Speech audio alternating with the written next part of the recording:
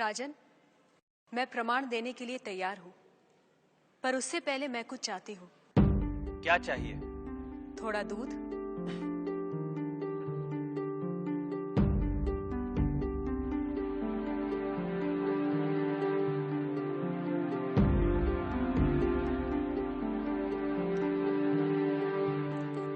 राजन, इस पात्र में आपको क्या दिखाई दे रहा है? दूध? क्या दूध के अलावा कुछ और दिखाई दे रहा है? नहीं। पर मुझे तो मक्खन भी दिखाई दे रहा है। क्या आपको मक्खन दिखाई दे रहा है?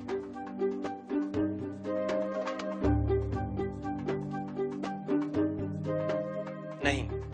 पर राजन, क्या इसमें मक्खन नहीं है?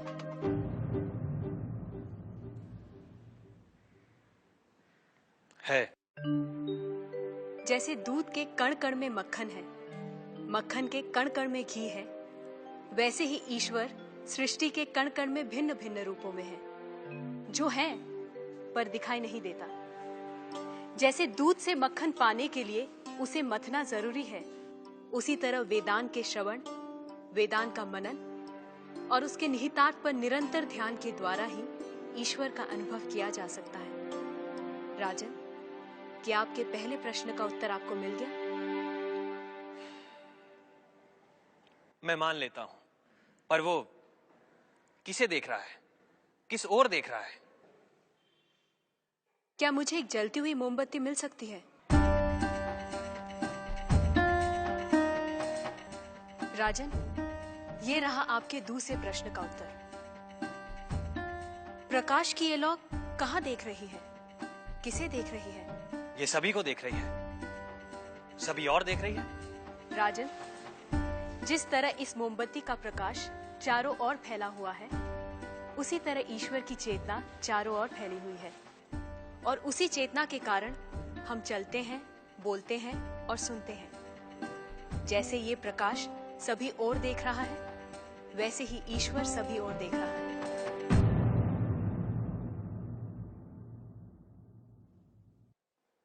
अब आपका तीसरा प्रश्न। वो इस समय क्या कर रहा है? राजन, इस समय मैं आपके प्रश्नों का उत्तर दे रही हूं, इसलिए मैं तुम्हारी गुरु हूं और तुम मेरे शिष्य। पर मैं खड़ी हूं और तुम बैठे हो। यदि अपने प्रश्न का उत्तर चाहते हो तो तुम्हें मुझे अपना आसन देना होगा।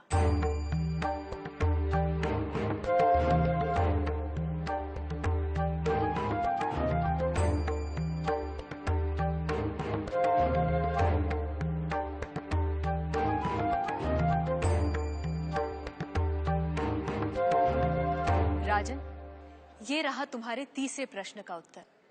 कुछ देर पहले आप सारे मंदिरों से मूर्तियां हटवाने का विचार कर रहे थे।